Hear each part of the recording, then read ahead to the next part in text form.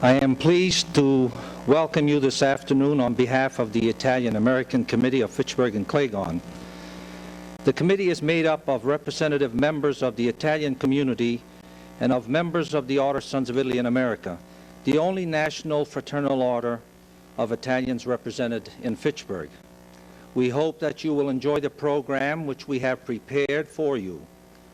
The scholar we have chosen will speak on the Italian immigrant, their labor and their struggle, and their contribution alongside other ethnic groups to developing this country into the land of opportunity and making the American society into the great civilization we know it to be today. The second part of the program will be a film strip, audio-visual presentation produced by the Anti-Defamation League of B'nai B'rith, which our speaker has graciously lent us for this special showing. At the end of the program, there will be a reception offered by members of the Italian community and of the Sons of Italy, and you will then have a chance to meet with our speaker if you like. At this time, it is my pleasure to introduce to you our program coordinator, Dr. Granger Browning.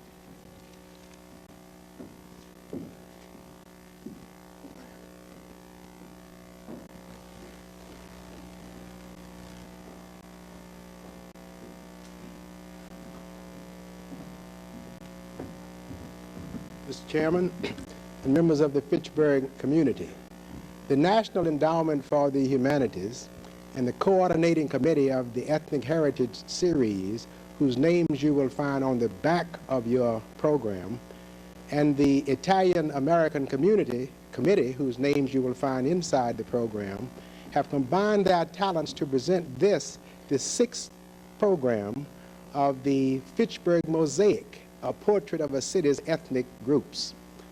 The National Endowment for the Humanities has defined a scholar as a university professor who engages in some significant work in a specific field. For example, a Renaissance scholar who is well versed in the classics. And it appears that the professional and academic careers of our speaker for this afternoon seemingly merged in preparing him to be our scholar this afternoon. In one of the neighborhoods of Fitchburg, particularly the Water Street neighborhood, a bright kid named Jerry in 1949 was applauded as the class speaker and also a graduate of the St. Bernard's High School. He graduated with a degree in what we call the classics. He subsequently reached the top of the academic ladder with a PhD in the Romance languages from Princeton University. And he followed that with a postdoctorate study at the University of Rome. And his, we will say, professional career continued in this same brilliant vein, highlighted by his founding of the Italian department in 1974 at the University of Mass in Boston. So Jerry, who gave the 1949 classic presentation, this afternoon appears before us as Dr. Gerald C Volpe, Associate Professor of French and Italian, a specialist in the Middle Ages and the Renaissance, a recognized expert in Italian-American culture. So on behalf of the Fitchburg Mosaic, we proudly present, in the classical sense of the word, an excellent scholar, Dr. Gerald C Volpe.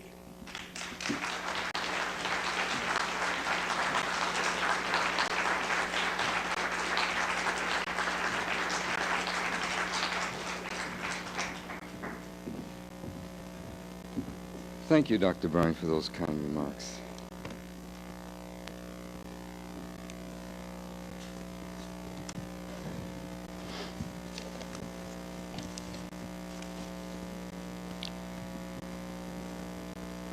As you have already heard from Mr. John Passetti, I have brought with me today an audio-visual film strip produced some years ago by the Anti-Defamation League of B'nai B'rith and entitled The Children of Columbus.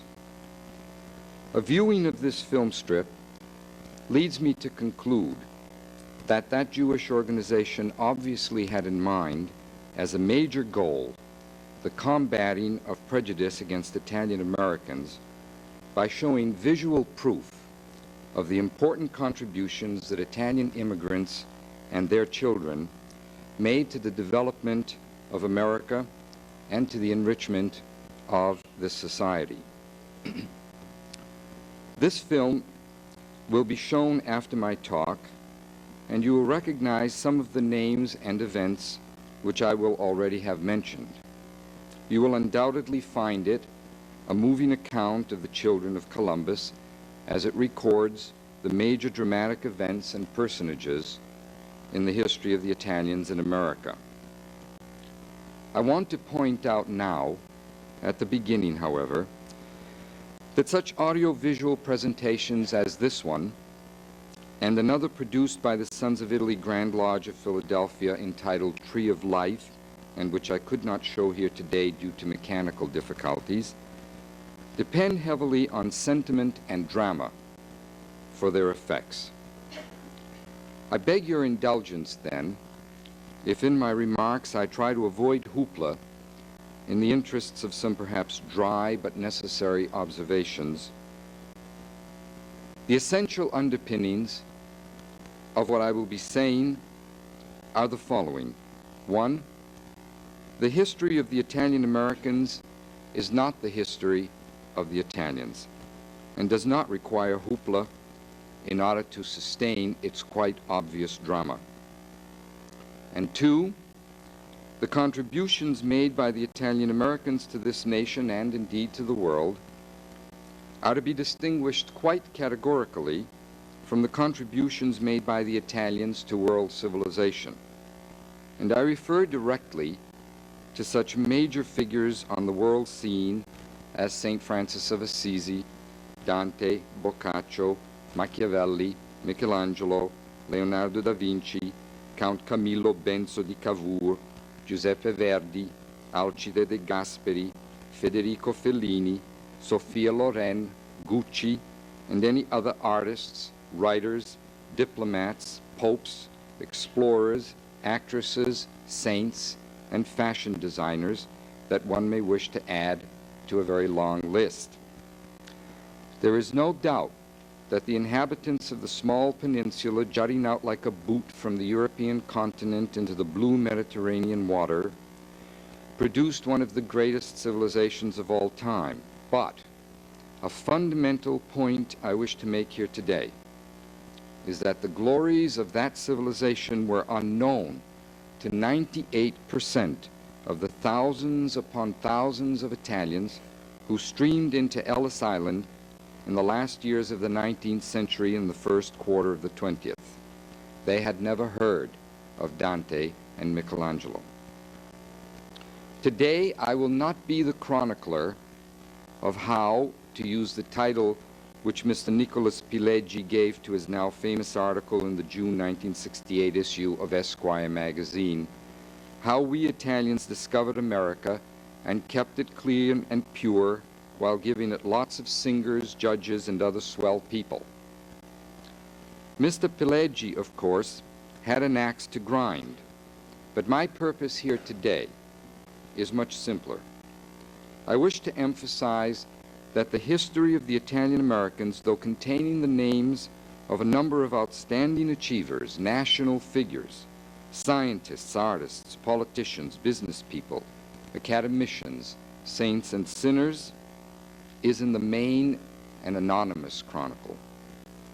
It is the story of some millions of people who made it in America through back-breaking work, patient and modest plodding, and sheer perseverance in the face of overwhelmingly hostile odds. It is a story that shares some elements with other ethnic groups, but which also preserves its own specific identity. Today, I want to try to briefly recount that story of the first-generation Italian Americans moving towards a focus on Massachusetts, and especially my hometown, Fitchburg. Cristoforo Colombo, Giovanni da Verrazzano, Giovanni Caboto, alias John Cabot, were bold and prescient men of the Renaissance who sailed under various monarchical flags in the direction of the West, the New World, as they said, essentially as conquerors, claiming newly discovered territory for the King of Spain or the Queen of England. The relatively few Italians who followed them in the next 3 centuries came for their own reasons. Priests wishing to convert the heathen Indians in the wilds of the vast continent, explorers seeking the thrill of uncharted and dangerous territory, adventurers trying their luck in the hope of striking it rich, mostly assorted noblemen and comfortable bourgeois from northern Italy, a few intellectuals and revolutionaries exiled by the Austrians who held the peninsula in thrall and had no need for heroes who might stir up the Italian masses to rebellion. This is the fascinating, rich story of the rapport of a relatively few Italians with a new world called America, and later, in its first century or so, with a new democracy which called itself the United States of America. But the chronicle of the Italian Americans is quite another story and begins relatively late in the last part of the 19th century. It is the history of millions of people who, in one of the greatest mass migrations of recorded history, left their homes for uncharted territory, lured by Italian sharpies and fast-talking American government and steamship agents to a mythical America of gold-paved streets and dollars hanging from trees, as if those realists who had been treated like dogs and mules by the avaricious managers of absentee noble landlords or the tax collectors from Rome or the indifferent ministers who paid lip service to the religion of love could be tricked by tall stories like that. No, those realists who kept pictures of Teddy Roosevelt and the Black Madonna side by side on their walls came because the homes they abandoned in the regions of southern Italy and Sicily, the region from which 98% of the immigrants came, were nothing but hovels, fit for pigs and chickens. The poor farmers of southern Italy and Sicily, and even farmers is the wrong translation for the pejorative term contadini that the other social classes used for them, the medieval idea of serf being more evocative of the reality of their situation. These people of the land had been oppressed for centuries by a long list of conquerors and rulers, Greeks, Romans, Africans, Catholic popes, Spanish, Austrians, and last but not least, the new Italian government of a fledgling democracy become a nation only in 1872, which sent its troops down into the Abruzzi, Calabria, and Sicily to quell bread riots and squeeze taxes out of those least capable of pain. In one of the most astonishing moments in history, a confluence of social and economic needs arose on both sides of the Atlantic Ocean, and the movement of people began. America needed cheap labor, plenty of it, to build its cities and its railroads, to till the soil and work the mines, to sweat in the mills and the factories. And the Italian men of the Mezzogiorno, as the Italians called the regions south of Rome, found themselves at the historical point of the proverbial straw that broke the camel's back. And so they began to leave Italy, slowly at first, growing in number, until whole villages sometimes were left empty. They left behind them depressing poverty, malarial swamps, ecological disasters, parasitic authorities, and even the ministers of their own peculiar religion, a blend of Christianity and local superstition and magic, summed up in the heart-rending accusation, Cristo si è fermato a Eboli. Christ stopped at Eboli, Eboli being a town just south of Rome. Abandoned by man and God, the poor of southern Italy and Sicily underwent the agony of upheaval, the extreme rigors of the voyage across the Atlantic in steerage conditions which today we would not allow for pet cats and dogs. The immigrants arrived in New York at Ellis Island and underwent a most humiliating welcome. Herded like cattle by customs officials who could not speak to them in their own language and who couldn't care less, examined by doctors who wrote mysterious hieroglyphics in chalk on their clothes, kept in pens until they were claimed by family or compari or padroni, the immigrants were finally set free in the new land with little money in their pockets and hope and fear in their modest, sad hearts. Some were lucky to have sponsors, others were grouped together by the padroni, Italians who knew the ropes and served as middlemen in all the enterprises needed by the new immigrants, especially the search for immediate employment. Sometimes the padroni were beneficial and honest, sometimes cruel and profiteering. And then the new immigrants went to their new abodes. A few went all the way west like true pioneers. Sicilians and Neapolitan fishermen found San Francisco a congenial haven. A few decided to continue their life as tillers of the soil in the Midwest and the South. A few became cowboys. Others went to Vermont to quarry stone, or to Pennsylvania to sink into the coal mines. But the vast majority found it easier and less threatening to create urban neighborhoods, soon to be known as Little Italies, no better than ghettos, like the Mulberry Bend of Lower Manhattan. From Ellis Island and Manhattan, the Italian contadini streamed into the east and central states, the New England states, the Midwestern states, the Western states, less rarely the South. The vast majority created the Little Italies of such metropolitan centers as Newark, Baltimore, New Haven, Chicago, Cleveland, and Boston. The pattern of settlement in Massachusetts parallels the story of other states with emphasis on the cities. The story of the Italians in Massachusetts is far different than that of the British, for the Anglo-Saxon story of Massachusetts is the stirring saga of exploration and escape from religious persecution, colonial settling in, the establishment of a mercantile and industrial economy, revolution and war, the construction of a commonwealth as a part of a federal union, while at the same time having some fun, such as throwing tea parties, witch hunts, and even trying to annex Maine into Massachusetts. The story of the Italians in Massachusetts is a more modest one.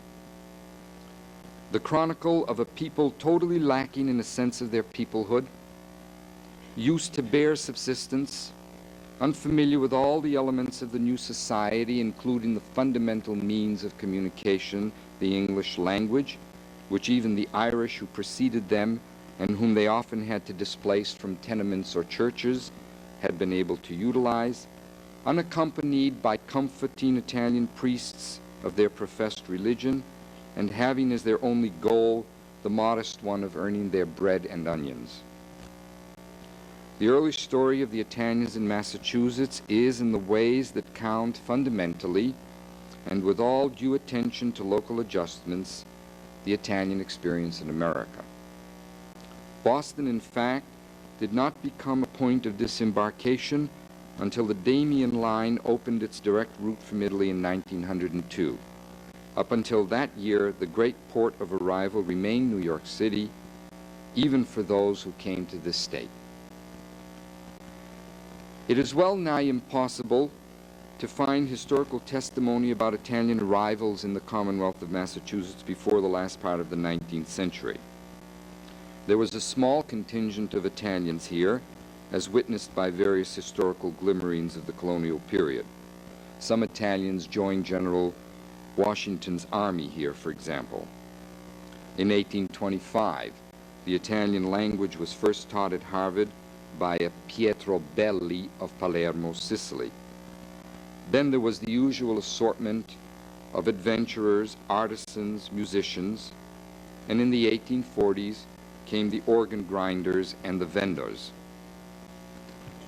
In the next decade, Italians were to be found as bootblacks, fruit and flower hawkers, rag pickers, street sweepers, and in the majority, of course, unskilled laborers.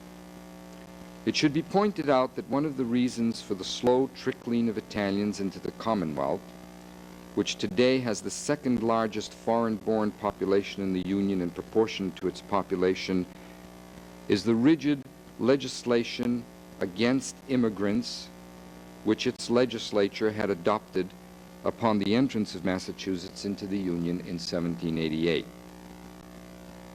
But by the period 1860 to 1880, when the first great mass exodus from Italy took place, and 68,000 Italians entered American ports, Massachusetts too was ready, if not to welcome them, certainly to put their brawn and their cheap labor to use in its construction projects and its mills.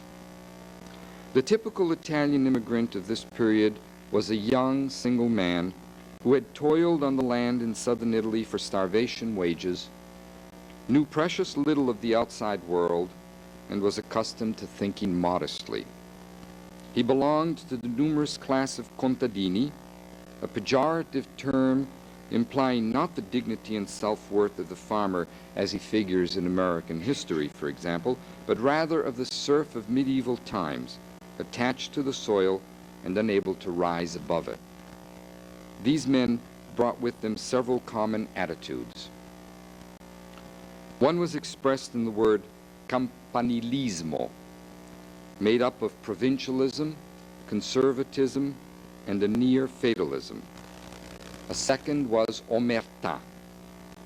Its components were a distrust of all authority outside the family, reliance on self, and manly individualism. The Italian family was revered in its rigid patriarchal structure, with a special central role for the mother, whose qualities lent the family its specifically human worth. The religion which these people professed was a hybrid of festivity, Catholic dogma, and superstition. The hostility and cruelty which were accorded to the Italians in these early years by earlier immigrants who now considered themselves Americans only served to reinforce their dependency upon the attitudes they brought with them. Nevertheless, they came with one obsession: to work, and nothing was to stand in the way of that ambition. The initial overriding offering that the vast majority of the Italian immigrants made to America, and Massachusetts is no exception, was the contribution of their bodies, sheer brawn. In that context, the special and perhaps capital contribution they were to make to this Commonwealth was the epic role they played as a people who discovered their own peoplehood in the crucible of necessity, and the lesson that there is strength in numbers in the development of the labor unions in the state. In Massachusetts, after Boston, it was the textile cities that attracted the numerous unskilled workers, cities like Lawrence, Hopedale, and New Bedford. In the last decade of the 19th century, a few Italians began to find the courage to join craft unions. In 1903, a movement to unionize immigrants began in Boston. In the years that followed, the movement spread, first among Italian artisans, such as Boston barbers in 1912, boot and shoe workers in Lynn, stone cutters in Quincy. But it was in the textile industry that Italians played their most spectacular role, and specifically during the Great Strike in Lawrence in 1912. There isn't time here this afternoon to recall the details of that strike, but I assure you that if you were to open a history book devoted to it, you would find the reading equal to that of an epic. In a multi-ethnic city of mills, with all the attendant miserable conditions of a tenement society, the Italians led 25,000 ethnics, including their women and children, in the face of violence from police and hostility from the courts and even the middle-class Italian community, in a walkout that was to finally attract the attention of the Congress and the President of the United States, and in the capitulation of the capitalists. A large group of Italians had found, for the first time in their history in this country, a sense of solidarity and peoplehood.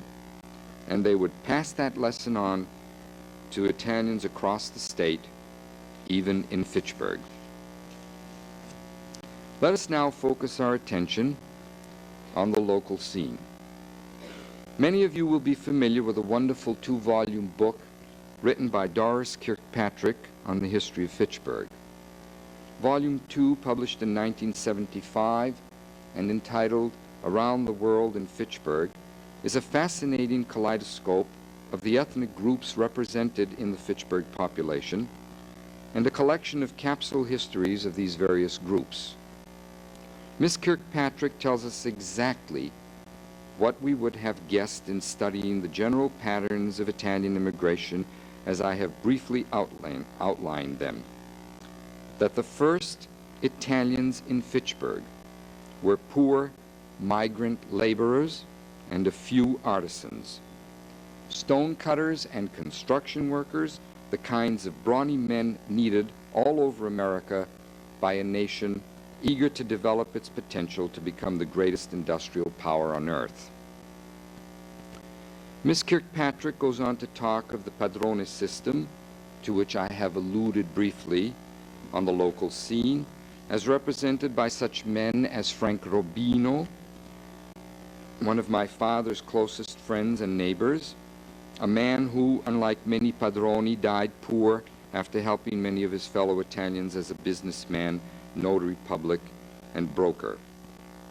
Miss Kirkpatrick goes on to describe the dazzling career of one of the most respected padroni of this city, Angelo Saretto, employment agent, real estate owner, importer, and grocer. But most of the Italian contemporaries of such important padroni as Frank Robino and Angelo Saretto were not fortunate enough to bring skills or entrepreneurship with them.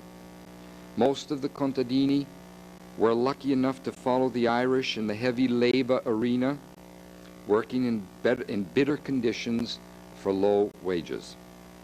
They settled in the time-honored pattern of urban immigrant settlements in the Irish part of town intersected by Water Street, the area which would later receive the epithet the Patch. They fanned out in the surrounding area, moving towards the railroad tracks and up the hills, pushing towards Cogswell Park, and farther away set up a colony in French Claygon. Some of the early arrivals did indeed have a flair for trade, as Doris Kirkpatrick puts it. Cobblers came like Joe Gallo and Joe Adante, my neighbors in the Patch. Others opened bakeries, grocery stores, and variety stores, as did my father later on. Miss Kirkpatrick, in her attention to those who went into business, cites the names of Pasquale Roma, Louis Frigoletto and Joseph Padula, the Casasa family, the Bertuccios, Billy Frank up in Claygon, Emilio Cravedi, Salvatore Sala, Paul Cucchiara, Giuseppe De Bonis, Anthony Carboni.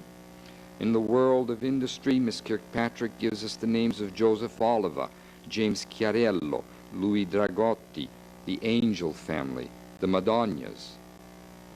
I have been careful to choose in this musical litany of names only those first-generation arrivals that Miss Kirkpatrick herself mentions as entrepreneur. But we could all add our own relatives, friends, and compari to stretch the list for another hour. Miss Kirkpatrick ends her own investigation only too soon and goes on to give us capsule histories of a number of second-generation Italian-Americans who have made it in Fitchburg, Massachusetts. You need only open her pleasant book to enjoy these too few pages and to upbraid her for not adding any number of names that you feel should be there. With all due respect to the accomplishments of all these wonderful persons who brought credit to themselves and to their people, I would like to come back to my main theme this afternoon with regard to the national scene, that such names stand out because they are the exceptions. As with the great majority of Italian immigrants who came to the United States, the overwhelming number of those who came to Fitchburg came because they were promised work, back-breaking work in the mills and foundries, on the trolley lines and the railroad tracks. Most of them could not, as Miss Kirkpatrick observes, emulate the dazzling career of Angelo Serretto. Most of them had not even learned to cut stone in the quarries of Italy like Albino Canale. Many of them, like Joseph Valera and Nazareno Catalani, were lucky enough to find good, honest work in construction or in the factories, make prudent savings, purchase a modest piece of land and a home, and raise vegetables, fruit trees, and grapevines. I dare say that very few of these first-generation Italians who came to Fitchburg, Massachusetts, following their destinies, knew much, if anything, about the Italians who made contact with America from the coming of Cristoforo Colombo in 1492 to the arrival of the masses in the last part of the 19th century. They would have had neither the leisure time nor the learning to have done the research necessary, and precious few history books of the time would have given the information anyway. They most probably would not have heard, as would have the Italians in Manhattan maybe, of Verrazzano and Giovanni Cabotto. They could not have been familiar with the names of the first Italian missionaries and soldiers who treaded American soil, like Fra Marco d'Annizza, who explored Arizona in the 16th century as a scout for the famous explorer Coronado, like Enrico Tonti, who joined Robert La Salle in 1678 as second in command on expeditions to explore the Mississippi, and who succeeded La Salle after his death and headed the French defenses in the Mississippi region for the next 15 years, like Father Eusebio Kino, who explored the region of the present states of Arizona and California, teaching the Indians European farming and stock-raising methods. Most Italians in Fitchburg in 1900 would not have known that they had been preceded by individuals from northern Italy who rose to some prominence in colonial America, as well-off craftsmen come to share their trades and skills in 1613 with the first English settlers at Jamestown, Virginia, as governors of forts or military officers, as experts of the new silk industry in northern Italy, willing to share their secrets with prominent citizens of Georgia. By the eve of the American Revolution, Italians were still relatively few in America, but they could be found throughout the colonies, contributing to the economic life as store and hotel keepers, artisans and merchants, musicians and fur traders. And they were not poor. But the Italians of Fitchburg most likely would not have heard of such predecessors as these, and most would have been flabbergasted to learn that an important group of Italians in America were Protestant, the Waldensians of Piedmont, who because of religious persecution left their native country to join the Dutch in Delaware and the English in Virginia. The turn of the century Italian settlers in Fitchburg probably guessed that a fair number of Italians must have fought in the Revolutionary War, but it is a certainty that only a handful would have heard of Captain Richard Tagliaferro, who distinguished himself by giving his life in the rebel cause. A few more Fitchburg Italians might have recognized the name of Philippe Matsey, the physician from northern Italy who became the close friend of Thomas Jefferson, who knew Italian well enough to translate Matsey's articles on the equality of all men and the idea of a true democratic government into English, and who was to bring some of those inspirations into the Declaration of Independence. Along with Matsey must be mentioned Joseph Vigo, the wealthiest fur trader on the western frontier, who reduced himself to poverty in the defense of the West against the British, and who risked his life by volunteering to deliver vital information to General Rogers Clark from behind the enemy lines. It was his single-handed effort that resulted in the fall of Fort Vincennes, the key to the Northwest. Meanwhile, battalions kept trickling into the country. By the eve of the Civil War, immigration officials counted about 12,000. Italians were journeying to California to gold mine and soon would turn to growing grapes. Others continued their trade as seamen in the port of New Orleans. In New York City, they were to be found in white-collar positions in the mercantile and trade fields as artisans and as artists. Giuseppe Garibaldi lived among them for a few years as a political exile before returning to lead the Italian revolutionaries to victory in the fight against the Austrians. And 200 Italians were to distinguish themselves as officers in the Union Army. Two of the most prominent were Luigi Palma da Cesnola and General Francis B. Spinola. Constantino Brumidi was commissioned by Congress to do a series of frescoes depicting incidents in the nation's history at the Capitol in Washington. Before the fourth quarter of the 19th century, then, comparatively few Italians had come to the United States, and of these the majority were of comfortable background from the northern regions of the Italian peninsula and commanding respect and admiration among the earlier English arrivals. Beginning in the last quarter of the last century, the pattern changed dramatically, almost a full 180 degrees.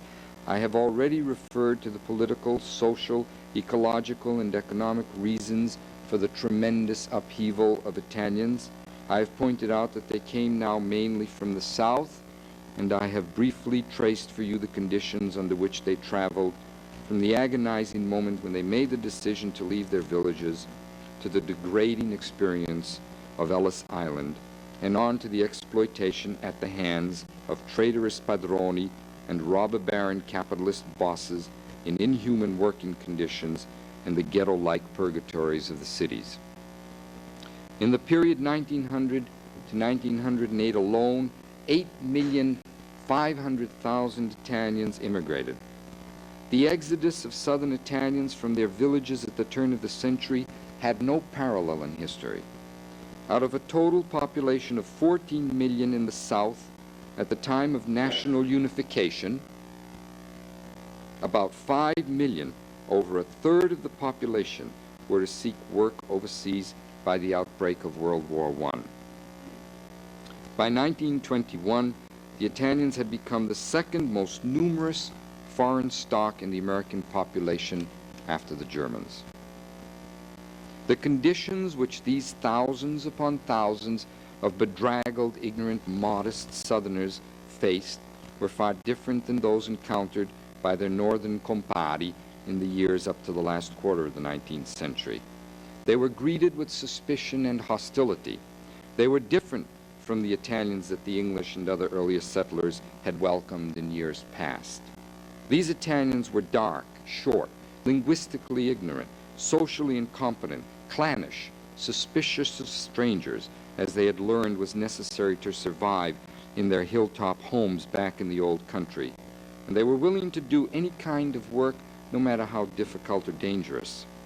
Sometimes they were used as scabs by padroni who didn't bother to tell them how they were being used.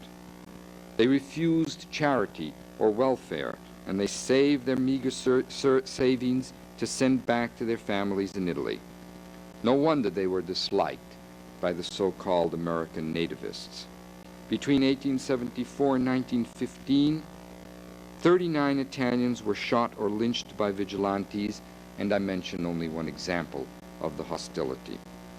Because many labor agitators were foreign-born, and because some criminals undoubtedly were to be found among the thousands of immigrants, At the turn of the century, with the tidal wave of Italians sweeping onto American shores, the idea of the Italian as dangerous and politically radical was added to the other reasons for hostility, racial and class prejudice.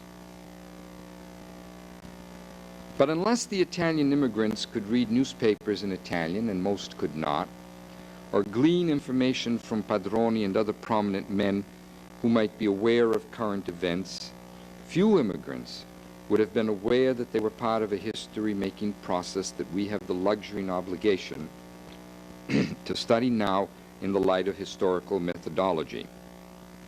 Many thousands of names must be added to those few that I have cited here today, names that will never appear in history books or film strips.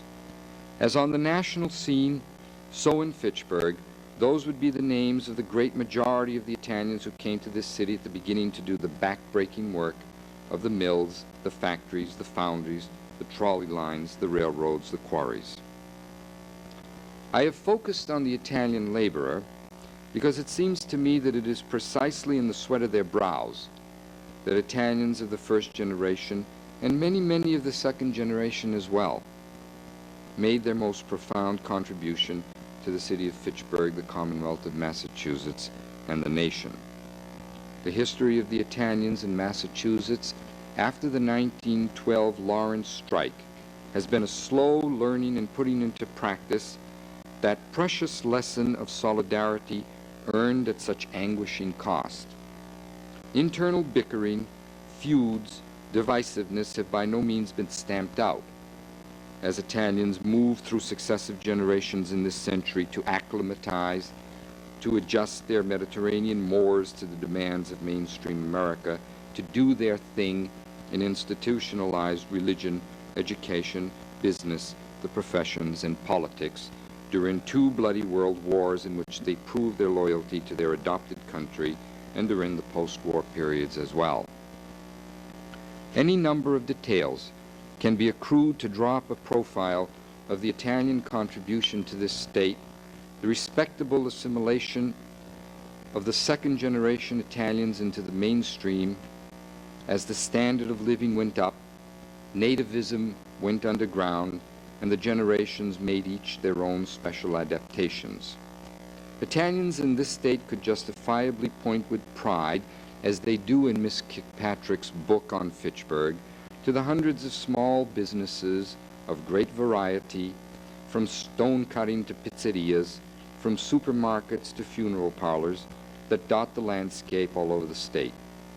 They can point to the large number of clubs, societies, and other such organizations like the Sons of Italy that foster cultural and charitable works, and the religious societies that serve also to rally even non-Italians to participate joyously in neighborhood feasts. They can point to intellectual and cultural societies that remind Italians of their tremendous heritage of great artists and thinkers. They can point to homes for the aged, orphanages, churches, and schools maintained by their energy and caring.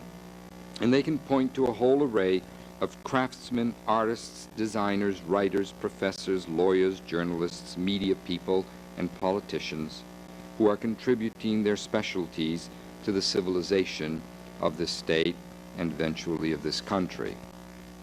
Most of those second and third generation Italians who have made it owe an inexpressible depth of gratitude to their parents or grandparents who had the guts to put pictures of Teddy Roosevelt and the Madonna in their cardboard suitcases and leave the hell of the sun-baked land of southern Italy to come to face the stifling heat of a New York tenement or a Fitchburg shed. I thank my own parents for the lesson that in honest hard work is to be found happiness. Thank you.